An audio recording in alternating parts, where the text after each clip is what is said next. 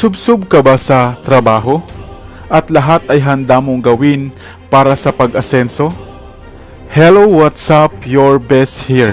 Sa video na ito ay pag-usapan natin ang ilang mga uri ng mutya na maaring maghatid sa iyo ng kakaibang swerte, lalo na sa larangan ng sugal o sabong man. Kaya kung bago ka pa lamang sa aking channel ay huwag mong kalimutan na pindutin ang subscribe button at ang notification bell upang lagi kang updated sa aking mga bagong uploads. Dahil sa hirap ng buhay ngayon sa Pilipinas, kaya naman ang karamihan sa mga Pilipino ay nahuhumaling na sa mga easy money o madaling pera gaya na lamang ng mga sugal o sabong. Ang videong ito na aking itatampok ngayon ay hindi upang magudyok na tayo ay magsugal at iasa na lamang ang ating kapalaran dito. Subalit sa kabilang banda, para naman sa mga taong mahilig sa ganitong bagay, lagi ba kayong nasa sugalan? Subalit mas marami ang mga pagkakataon na umuwi kayong luhaan o talunan. Baka oras na para ang mga mutyang ito o pampaswerte ay inyo namang subukan. Narito ang 7 uri ng mutya ng kalikasan na kung mapapasa iyo ay tiyak na kakaliwan ka ng swerte sa sugalan. Number 7. Mutya ng kabuti. Ang halamang ito na kadalasang tumutubo sa mga nabubulok na halaman o di kaya ay sa lupa. Ang kabuti na madalas din nating isinasangkap sa mga lutuin ay nagtataglay din daw ng mutya. Isang bato na may anyong parang kabuti ay pinaniniwalaang hindi lamang daw magaan sa kabuhayan kundi maging sa mga sugal. Number 6. Mutya ng alige. Ang salitang alige o tumutukoy sa itlog ng alimango o crab coral sa Ingles ay pinaniniwalaang maging ito man ay may angking bato na swerte pagdating sa mga sugal o sabong. Number 5. Mutya ng langgam. Kung sakaling napanood mo na ang aking nakaraang video tungkol sa mutya ng langgam, ay alam kong batid mo na ang mutyang ito ay labis na pinagpala sa mga hatid nitong swerte at bisa. Kaya naman, maging ito man ay epektibo rin para sa mga sugal o sabong. Number 4. Mutya ng batong lutang sa tubig. Tama, lutang sa tubig ang batong ito.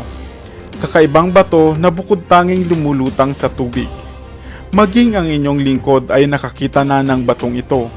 At para sa akin ay lumulutang ang batong ito sapagkat mayroon itong mga maliliit na espasyo na maaring naglalaman ng oxygen o hangin na nagpapagaang at nagpapalutang dito. Subalit gayon pa man ay bibihira pa rin na makakita ng batong ito. At maging ito man ay swerte din daw sa mga sugal o sabong. Number 3. Mutya ng baong may iisang mata. Madalas nang naibibida ang agimat na ito na kadalasang ginagawang kwintas o medalyon at maaring nagtataglay raw ng anting-anting na tagabulag. Lalo pa nga kung sasangkapan ito ng iba pang dasal, orasyon at mutya ng kalikasan. Subalit mainam din ito sa mga sugal at sabong. Kung sakaling magkakaroon ka raw ng piraso ng niyog na ito, ay kumuha ka ng maliit na bahagi ng laman nito, patuyuin upang ito ay hindi langgamin. Ibalot sa pulang tela at ilagay sa wallet o sa bulsa kung ikaw ay magsasabong at tiyak na nalalapit sa iyo ang pagkapanalo. Number 2. Bato sa itlog ng manok.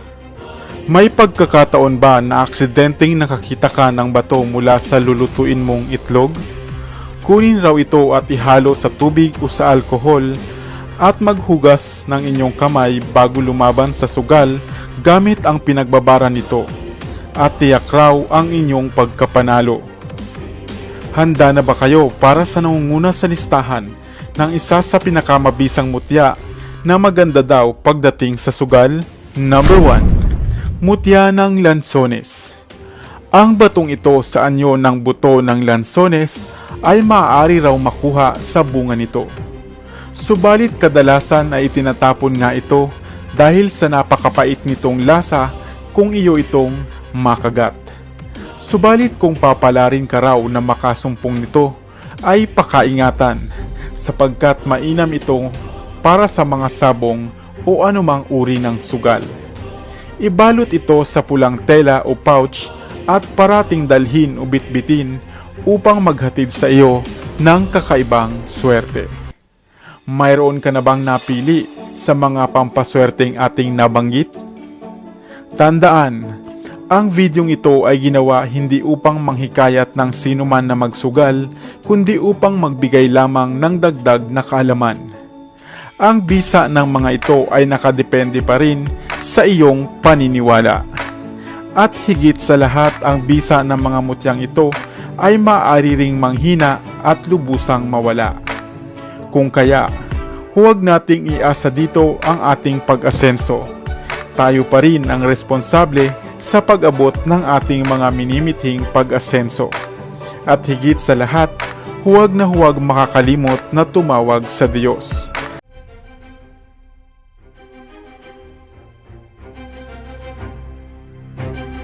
Nakakita ka na ba ng isang butike na mayroong sanga-sangang buntot o buntot na dalawa? Marahil kung ikaw ay naninirahan nga sa probinsya, ay oo, nakakita ka na. Batid mo ba na isa ang buntot ng butike sa pinakamahusay na lucky charm o pampaswerte? Lalo na nga kung ang buntot nito ay sumasanga. Hello, what's up? Your best here. Sa videong ito ay alamin natin kung papaano nga ba ginagawang pampaswerte ang buntot ng butike. At kung ano-ano pa nga ba ang dapat mong malaman hinggil sa buntot nito.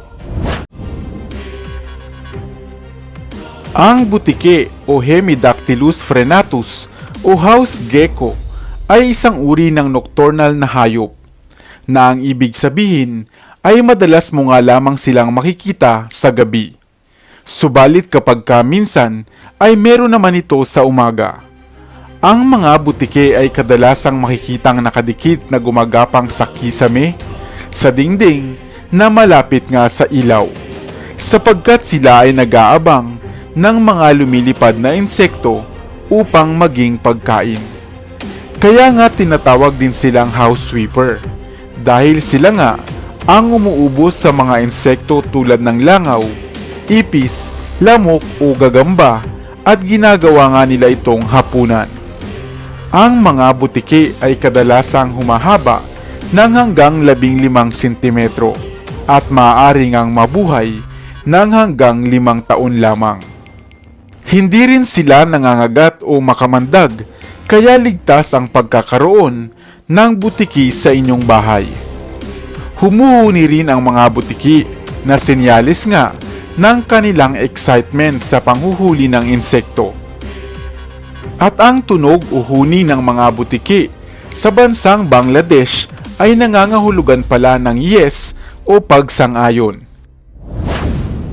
Nais mo bang malaman kung ano-ano nga ba ang mga tawag nila sa butiki sa ibang lugar?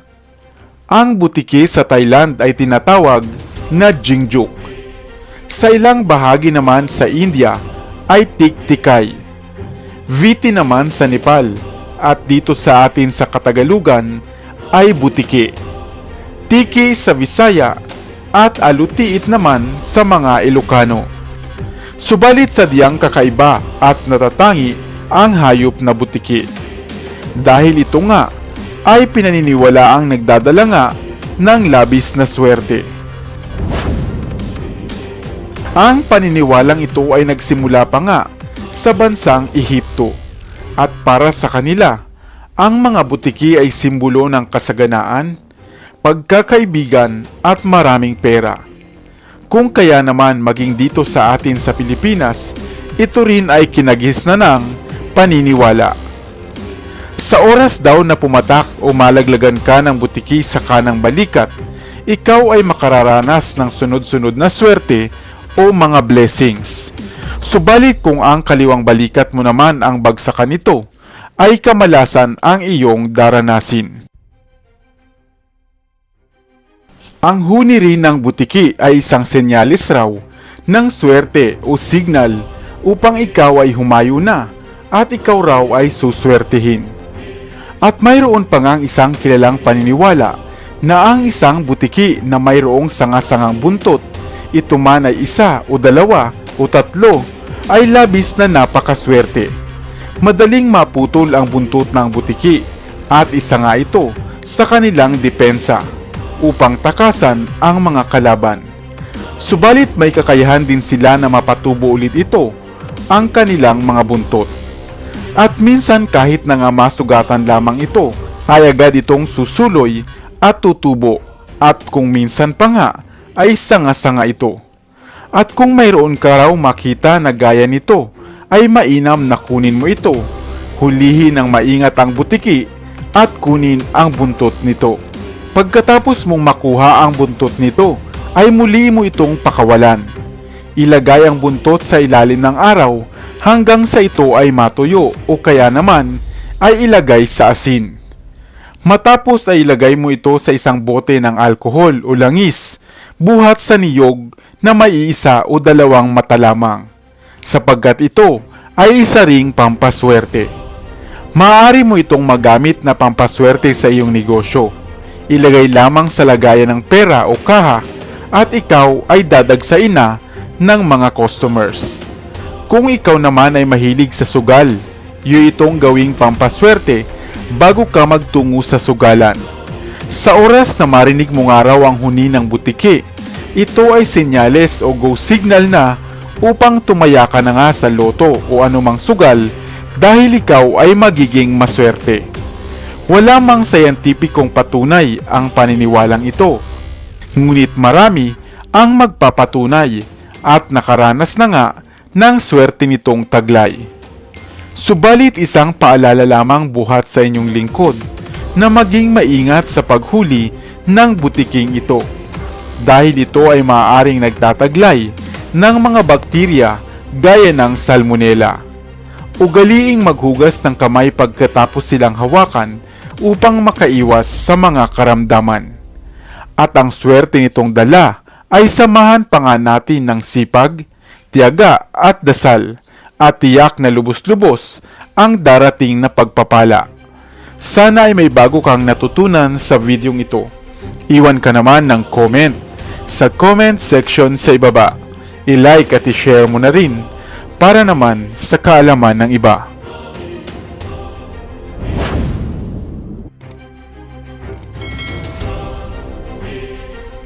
Para sa mga kakaibang kwento ng inspirasyon, kaalaman, hiwaga at misteryo, ako pa rin ang inyong lingkod, ang inyong best para sa Best TV.